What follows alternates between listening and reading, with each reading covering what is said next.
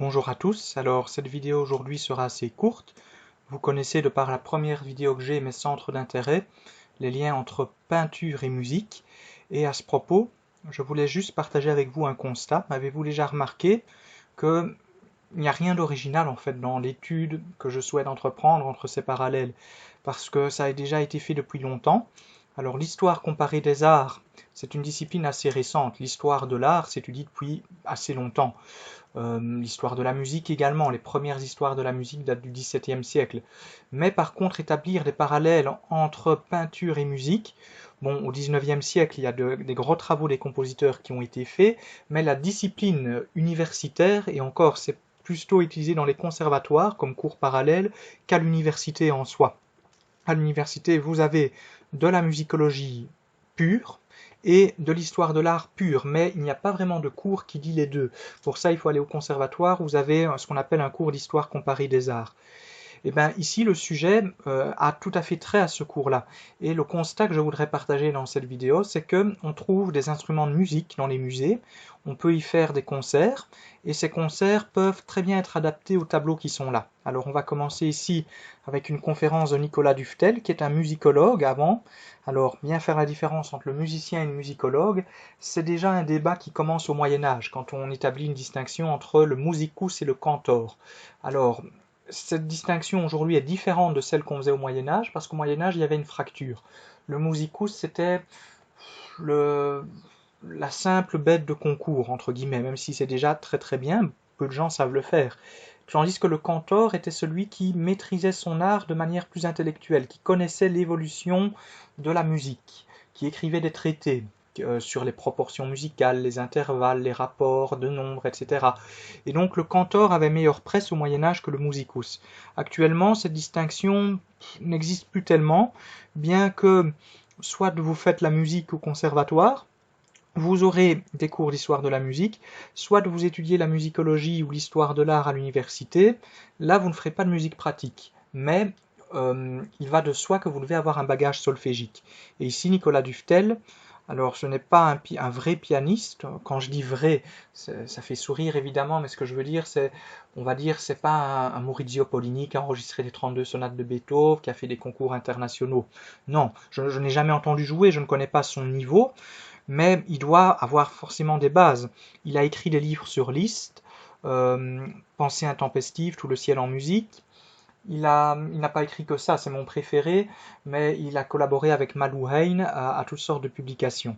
Et ici, il est dans un musée, et je n'étais pas à cette conférence, je le regrette parce que ça devait être très intéressant. Vous voyez des jeunes qui sont là, c'est le musée d'Angers, un musée que j'ai été voir. Un petit conseil, en France, il faut éviter les gros musées, Paris et Lyon. Vous pouvez toujours y aller, le Louvre bien sûr, le musée d'Orsay, mais vous trouvez déjà tous sur internet ou des CD-ROM qui ont été faits.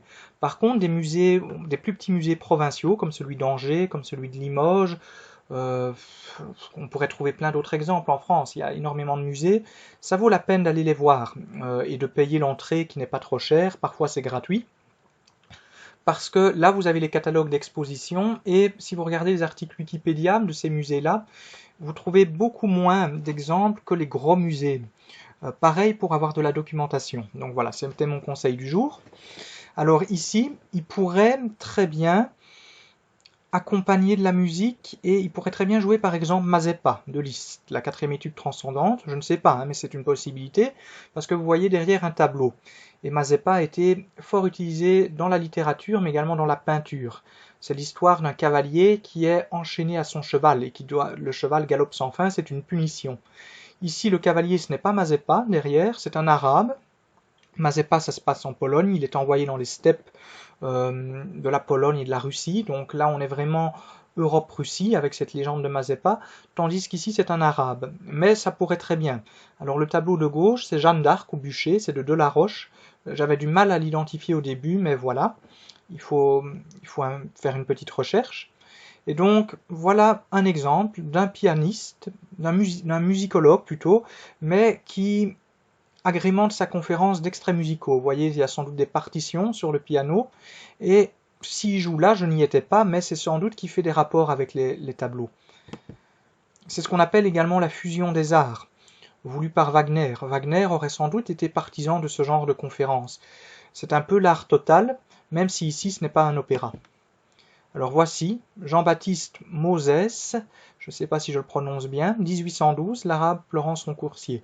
Vous voyez, il est dépité à la fin du poème de Victor Hugo, le poème Mazeppa, qui se trouve dans les Orientales, que Liszt a utilisé, mais pas seulement Liszt.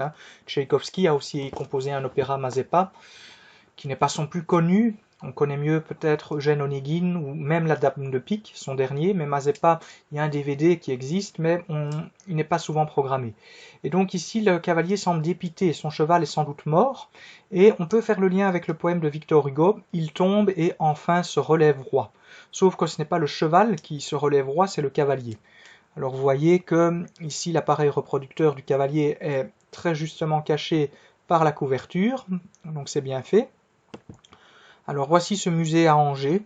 Vous trouvez pas mal de choses à Angers, il y a d'autres musées de sculpture notamment. Moi j'ai préféré celui-là parce qu'il est plutôt axé peinture, et je m'y connais mieux en peinture qu'en sculpture. Mais vous trouvez également le château d'Angers, et là il faut entrer dedans pour voir évidemment les tapisseries. Vous avez des tapisseries de l'Apocalypse selon Saint Jean, et on a tiré des livres de ça que vous pouvez trouver sur Amazon, mais ça vaut la peine quand même d'entrer dans le château. Et il y a également le musée David d'Angers. Bon voilà, c'est une chouette ville dans le pays de la Loire, un peu plus bas que la Bretagne, où je me suis très bien plu parce que les gens sont sympathiques, il y a une ambiance assez culturelle dans cette ville qui règne, et voilà. Ici, le château, administré par les musées d'Angers, je n'ai pas été dans ce château, ça doit être intéressant. Deuxième exemple, nous sommes ici chez nous à Bruxelles, le musée Old Masters, qui est le musée le plus fameux qu'il faut avoir vu absolument. Les instituteurs y emmènent les enfants, les professeurs pareil, parce que c'est notre patrimoine. Il n'y a pas que des toiles des Pays-Bas et de la Belgique, mais on a beaucoup de Bruegel, Rubens, tout dépend de nos régions. Et vous voyez ici un piano ouvert, prêt pour le concert, avec le porte-partition ouvert. Vous voyez un écran pour un rétroprojecteur, des baffles pour le son, et vous voyez un tableau. Alors à nouveau, je n'y étais pas, mais il peut s'agir une fois de plus d'un parallèle entre la musique et la peinture. Ici, je n'ai pas le nom du conférencier, comme Nicolas Duftel tout à l'heure. Alors, troisième exemple, ici nous sommes à Budapest, dans les musées de l'Académie Franz Liszt. Donc l'Académie Franz Liszt a son musée, où vous avez quelques pièces où vous pouvez voir de nombreux tableaux, de nombreuses pièces se rapportant à la vie de Liszt, et vous pouvez voir des salles de concert. Alors ici vous avez un rétroprojecteur, la conférence va être sur Dante, manifestement. C'est tout à fait possible puisque Liszt a écrit la Dante Symphonie et il a écrit la Dante Sonate qui clôture le deuxième livre d'année de pèlerinage. Vous voyez une conférencière, j'aurais bien aimé être à cette conférence. Vous voyez le piano derrière, peut-être qu'un pianiste va venir jouer après une lecture de Dante ou des passages, ça je ne sais pas.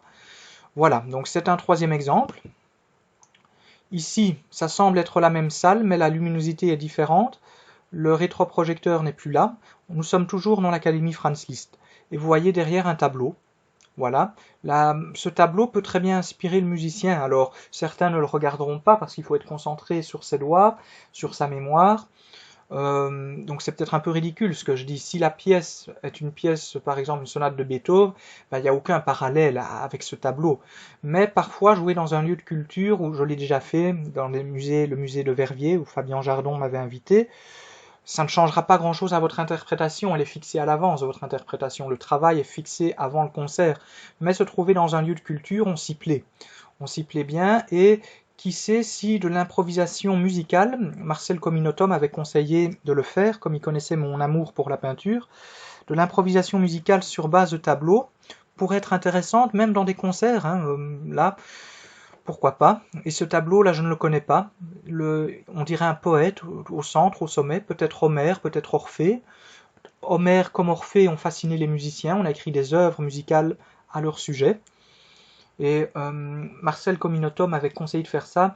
Je lui avais appris, mais il le savait sans doute, que Wagner avait eu l'inspiration de son ouverture des Maîtres chanteurs de Nuremberg en entrant dans l'église des Frari à Venise, où vous avez cette superbe Assomption des Titien, que je n'ai pas mise ici dans mon PowerPoint, mais ça a été l'électrochoc qui aurait permis, c'est ce que tous les écrivains spécialisés dans Wagner disent, mais à nouveau on n'est pas dans sa tête, on n'en est pas sûr, qui aurait permis à Wagner de vraiment finir son ouverture. Alors ici, un pianiste, et vous voyez, ce sont tous des dessins qui sont mis là. Ça pourrait être des dessins d'enfants parce qu'on a fait venir des enfants. Je vous montrerai une autre photo où on voit des enfants dans l'appartement de Liszt qui font toutes sortes de bricolage. Ben voilà, c'est intéressant. Sensibiliser la jeunesse à l'art, sensibiliser au son, à la beauté, au parallèle qu'on peut tirer entre la beauté des sons. On dit souvent que les sons sont évocateurs. La peinture est évocatrice, les sons le sont également. Quand vous écoutez la plus belle étude, selon moi, d'exécution transcendante de Liszt, qui sont les harmonies du soir, il tire évidemment ce titre de Baudelaire. C'est tout un monde de parfums, d'envoûtement, d'imagination, de poésie, et également de peinture. Il serait bien intéressant d'écouter ces harmonies du soir en voyant un tableau. Alors vous voyez ici, il y a des enfants qui reprennent leur bricolage, leur tableau. Vous voyez que c'est filmé, c'était une manifestation importante. Nous sommes toujours dans cette même grande salle de l'Académie Franz Liszt de Budapest. Donc voilà, éduquer la jeunesse, la sensibiliser. On sensibilise beaucoup la jeunesse au sport. Et ben, à la musique, c'est important. Ce sont deux domaines qui n'ont rien à voir, mais deux domaines qui permettent le dépassement de soi d'une façon différente. Voir des sportifs se dépasser permet d'avoir envie de faire du sport soi-même, aller au Basic Fit, courir pour prendre soin de sa santé, rester dans une bonne forme, une bonne ligne. Aller à un concert est tout aussi important. C'est plus intellectuel, évidemment, plus culturel, mais voilà, l'éducation musicale et artistique doit faire partie intégrante de notre société, et les Hongrois l'ont très bien compris. Tous les pays d'Europe le comprennent évidemment, mais ici c'est en Hongrie, à Budapest. Voyez, est-ce que c'est leur institutrice ou la présentatrice du concert, je ne sais pas. Mais voilà, les enfants sont pris en charge, il y a toute une organisation, et c'est un souvenir qu'ils garderont dans leur vie, et qui sait si ce souvenir ne va pas les inciter à pratiquer davantage la musique, s'intéresser, acheter des livres, des enregistrements, faire des études musicales ou des études artistiques plus tard. Voilà, ça suscitera des vocations, et je trouve que c'est une excellente idée. Alors ici, nous sommes à nouveau dans, pas vraiment un musée, c'est un cercle littéraire en Suisse, à Lausanne.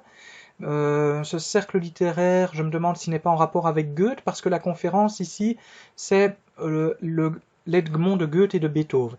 Et donc là, vous avez un parallèle entre littérature et musique. Elle est sur YouTube. J'ai correspondu avec Eric Chaillet. Il est très gentil, très humble.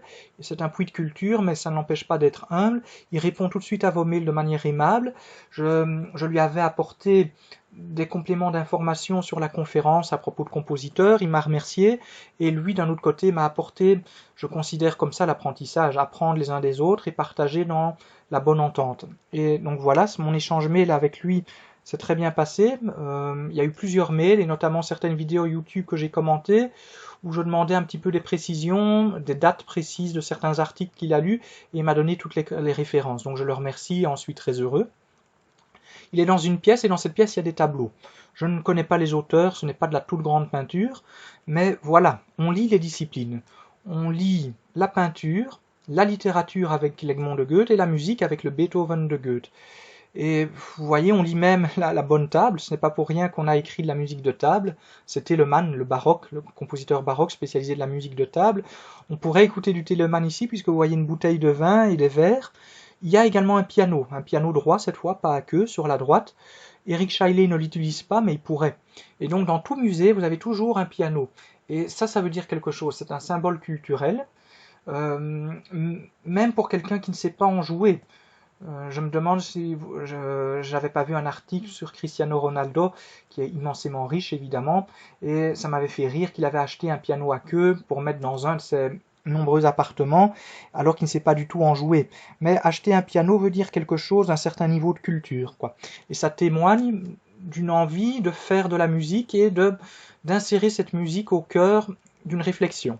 Et ici, Eric Chaillet nous partage cette réflexion sur le parallèle. Je vous invite à aller l'écouter, cette conférence, entre l'Egmont de Goethe et de Beethoven.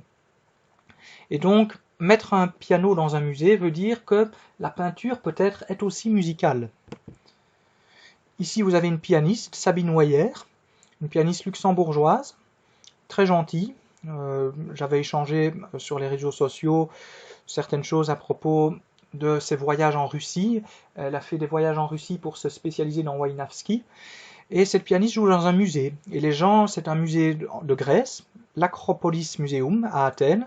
peut-être le musée le plus célèbre d'Athènes, il y a beaucoup de musées à Athènes. C'est un musée d'histoire de l'art vraiment antiquité grecque. Davantage sculpture que peinture, je pense. Et ici, il n'y a pas vraiment de parallèle, parce qu'on ne peut pas dire que la musique ait un rapport avec la sculpture, bien qu'on ait écrit certaines thèses, je pense à Laurence Le Diagon-Jacquin, qui a fait des parallèles entre l'aspect architectural de la musique, dans les opéras de Wagner par exemple, certaines représentations du Ring au Met, Metropolitan Opera de New York, vous voyez des grandes statues, et j'ai moi-même écrit, dans le cadre de mes études, j'ai fait certaines recherches. Quand Prokofiev écrit Colossal, dans son deuxième concerto, dans la cadence, Colossal renvoie à ces sculptures massives, au temple d'Abu Simbel, au mont Rushmore aux États-Unis. Donc, il n'y a pas de parallèle a priori, mais une imagination fertile peut toujours les trouver. Et donc ici, elle joue peut-être pour agrémenter la visite de ces gens qui ils peuvent lire les écriptos de ces statues, et la musique ne semble pas les déranger, au contraire, ça les calme, ça les apaise. Il y a d'autres gens que vous ne voyez pas de l'autre côté qui écoutent le concert. Et voilà, c'est un concert filmé. Ça ne semble pas être une conférence, mais à nouveau, on donne un concert, donc c'est très différent de ce que vous avez vu de Nicolas Duftel, où là c'était un concert-conférence, plutôt une conférence où le pianiste joue un peu de musique. Ici, c'est un concert destiné à tout qui veut, mais qui n'est pas en rapport avec les objets du musée, je ne pense pas. Voilà, un autre point de vue, et vous voyez ces gens dont je vous parlais, ils sont disposés là en arc de cercle autour de la pianiste. Voici ce musée de l'Acropole d'Athènes. Vous voyez, c'est immense, majestueux, j'aimerais bien y aller. C'est un musée avant tout archéologique. Et c'est une distinction de l'histoire de l'art. Vous avez des spécialistes plutôt de la peinture, ou alors plutôt de l'archéologie. Il est plus facile, selon moi, de s'intéresser et d'avoir très vite un bon niveau en connaissance d'histoire de la peinture qu'en archéologie. Voilà, parce que je n'ai jamais fait en fait d'archéologie, ça pourrait être intéressant. Voilà ces gens qui arrivent dans ce musée. C'est un musée qui est assez moderne, assez imposant. Je ne connais pas ses dimensions par rapport au Louvre, mais ça doit être pas mal. Voilà, je vous remercie de votre attention.